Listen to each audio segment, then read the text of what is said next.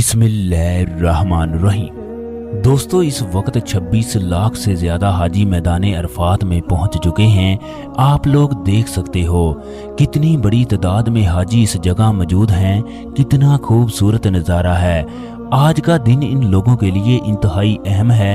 अल्लाह तबारक व तआला इन लोगों पर इंतहाई खुश है। खुशी में फरिश्तों से पूछता है कि मेरे बंदे जो कुछ मांग रहे हैं इन्हें अता कर दो। हजूर अकरम सल्लल्लाहु अलैहि वसल्लम ने अपनी ज़िंदगी में एक हज किया, जिसमें आप सल्लल्लाहु अलैहि वसल्लम ने फरमाया, ऐ लोगो, तुम्हारा रब एक है, तुम्हारा बाप एक है, तुम सब आदम की औलाद हो जबकि आदम मट्टी से बने थे। ऐ लोगो, अल्लाह तबारक व तआला फरमाता है, हमने तुम्हें एक मर्द और एक औरत से पैदा किया, तुमको कौमों और कबीलों में बांट दिया ताकि तुम एक दूसरे को पहचान सको। बेशक तुम में से सबसे ज्यादा इज्जत वाला वो है जो तकवे में सबसे बढ़कर है। बेशक अल्लाह तबारक व तआला सब कुछ जानने वाला है, हर चीज की खूब खबर रखने वाला है। किसी अरबी को किसी अजमी पर, किसी अजमी को किसी अरबी पर, किसी काले को किसी गोरे पर और किसी गोरे को किसी काले पर कोई फजीलत हासिल नहीं है। अल्लाह तबारक व तआला के नज़दीक बेहतरीन वो है जो तकवे के लिहाज से अहम है। ऐ लोगो, मैं तुम्हें अल्लाह तबारक व तआला की इबादत और तकवे की वसीयत करता हूँ और तुम्हें इसकी इताअत का हुक्म देता हूँ। ऐ लोगो, मेरी बात को गौर से सुनो। मैं ज़माना जाहलियत की तमाम कदरों को अपने कदमों तले रोंद रहा हूँ। मैं ज़माना जाहलियत के तमाम ओहदे ख़त्म करने जा रहा हूँ। सिर्फ खाना काबा की निगरानी और हाजियों को पानी पिलाने का मनसब बाकी रहेगा।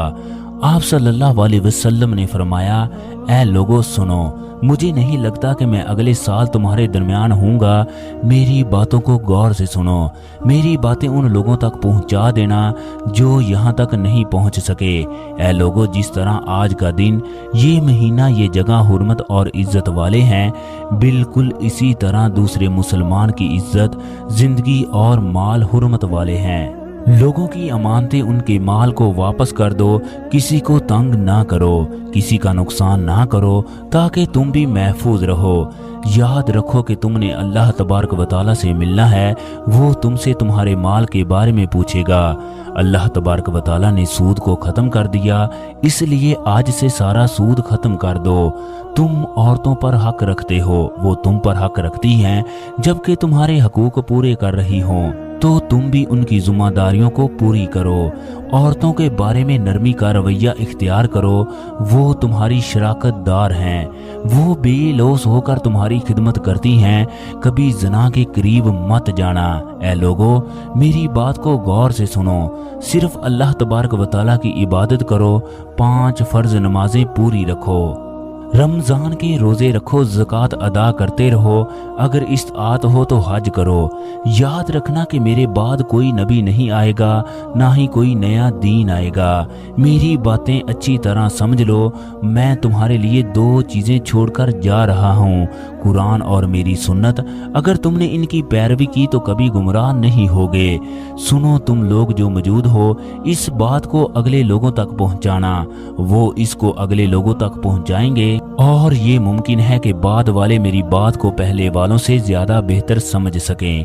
फिर हजूर अकरम सल्लल्लाहु अलैहि वसल्लम ने आसमां की जानब चेहरा उठाया और कहा, ऐ अल्लाह, गवाह रहना, मैंने तेरे पैगाम को तेरे लोगों तक पहुंचा दिया।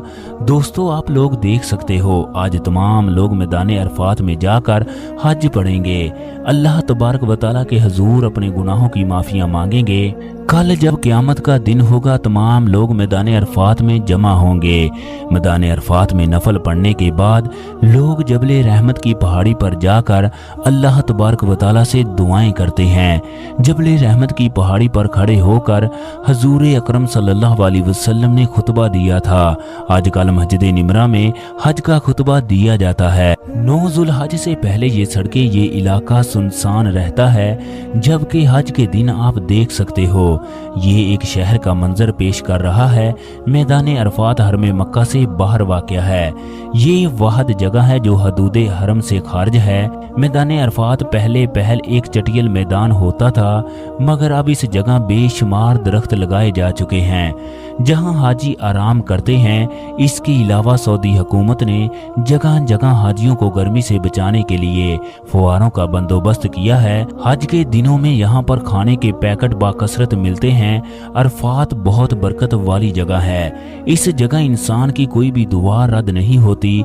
मस्जिद निमरा से जबल रहमत की पहाड़ी पर जाना हर मुसलमान के लिए ज़रूरी है। जो लोग मैदान अरफात में नहीं आते उनका हज कबूल नहीं होता। मैदान अरफात मक्का के जनूब मशरक में वाक़या एक पहाड़ी सिलसिला था। ये मैदान मक्का से 16 किलोमीटर के फासले पर वाक़े है। मैदान अरफात साल के 364 दिन गैर आबाद रहता है, यानी आज के दिन 9 जुल्हज को ही आबाद होता है। ये अल्लाह तबारक व तआला की शान है। जो लोग मैदान अरफात में नहीं आ सकते उनका हज नहीं होता। जो लोग 9 जुल्हज की रात को अरफात को नहीं छोड़ते उनका भी हज कबूल नहीं होता, क्योंकि तमाम हजाजे इकराम मुज़दलिफ़ा में जाकर क़याम करते हैं। पहले पहल क्रैश मैदान अरफात तक नहीं जाते थे, मगर फतह मक्का के बाद हजूर अकरम सल्लल्लाहु अलैहि वसल्लम ने खुद मैदान अरफात में जाकर खुतबा दिया, जिसकी वजह से क्रैश भी मैदान अरफात में आने लगे। मैदान अरफात वो जगह है जहाँ कई नबी और रसूल आकर अल्लाह तबारक व तआला के हजूर दुआएं करते। मैदान अरफात में एक खूबसूरत मस्जिद है जिस मस्जिद का नाम निमरा है। ये मस्जिद साल में एक दफा खोली जाती है। मैदान अरफात वो जगह है जहां हजरत आदम अलैहिस्सलाम और अम्मा हवा ने अपनी गलती पर माफी मांगी, अल्लाह तबारक व तआला से तौबा की।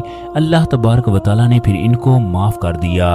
ये दिन 9 जुल्हज का था। यही वजह है लाखों की तादाद में मुसलमान इस जगह पहुंचकर अल्लाह तबारक व तआला से अपने गुनाहों की माफियां मांगते हैं। अल्लाह तबारक व तआला उन तमाम लोगों को माफ़ कर देता है। मुसलमान इस जगह पर पहुंचकर दिन भर अल्लाह तबारक व तआला से तौबा इस्तग़फ़ार करते हैं। ये मैदान 10 मील लंबा और चौड़ा है। बहुत से लोग पैदल सफ़र करते हैं, जैसा कि हम लोग भी पैदल सफ़र कर रहे हैं, जबकि बड़ी तादाद में बस और टैक्सियां भी यहाँ पर आती हैं। उनके लिए अलहदा रास्ता है। मैदान अरफात में किराए पर खैमे मिलते हैं। दूसरे ममालिक के लोग पहले से इनको बुक करवा लेते हैं। मैदान अरफात में हज के दिनों बेशुमार खाना फ्री में मिल जाता है। लोग सबसे पहले मीना में आते हैं, इसके बाद मुज़दलिफ़ा से होते हुए मैदान अरफात में पहुंचते हैं। मैदान अरफात में सैकड़ों की तादाद में खैमे लगाए जाते हैं। कहा जाता है कि जब हजरत आदम अलैहिस्सलाम और अम्मा हवा को ज़मीन पर उतारा गया तो वो एक दूसरे से बिछड़ गए।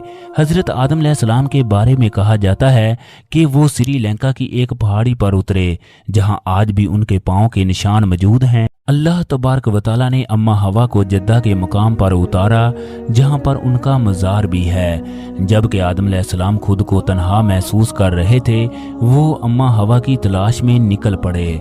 दोनों कई साल तक एक दूसरे को तलाश करते रहे। फिर मैदान अरफात में इनकी मुलाकात हुई। दूसरा, मैदान अरफात के बारे में ये भी कहा जाता है कि हजरत जिब्राईल अलैहिस्सलाम ने इब्राहीम अलैहिस्सलाम को मनास के हज सिखाए, जो इन्होंने जान लिए।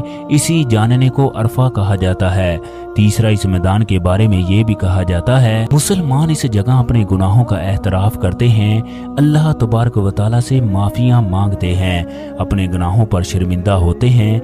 इसी वजह से इसे मैदान अरफात कहा जाता है। इस मैदान का जिक्र अल्लाह तबारक व तआला ने कुरान पाक में भी किया है। जब तुम अरफात से लौटो तो मस्जिद एहराम के पास जिक्र इलाही करो। सहाबा इकराम फरमाते हैं कि 9 जुल्हज को फजर की नमाज के बाद सूरज निकलने का इंतजार करे और तुलूह आफ्ताब से पहले मैदान अरफात पहुंच जाए। जैसे ही मैदान अरफात में मगरब की अजान हो तो इस मैदान को छोड़ दे। फिर मुज़दलिफ़ा में पहुंचकर मगरब और ईशा की नमाज इकट्ठी पढ़े।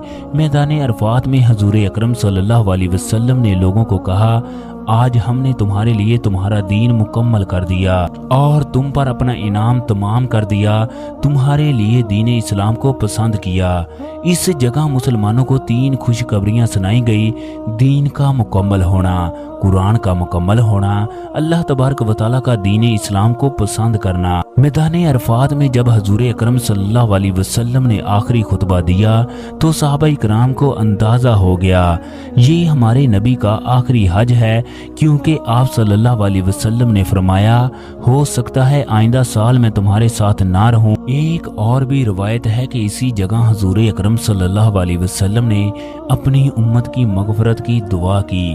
اسی جگہ اللہ تبارک و تعالیٰ نے حضور اکرم صلی اللہ علیہ وسلم کی دعا کو قبول فرمایا۔ اللہ تبارک و تعالیٰ نے فرمایا جن لوگوں نے اپنی جانوں پر ظلم کیا ہم نے ان کو معاف کر دیا، جن لوگوں نے ایک دوسرے پر ظلم کیا ان کو معاف نہیں کیا جائے گا۔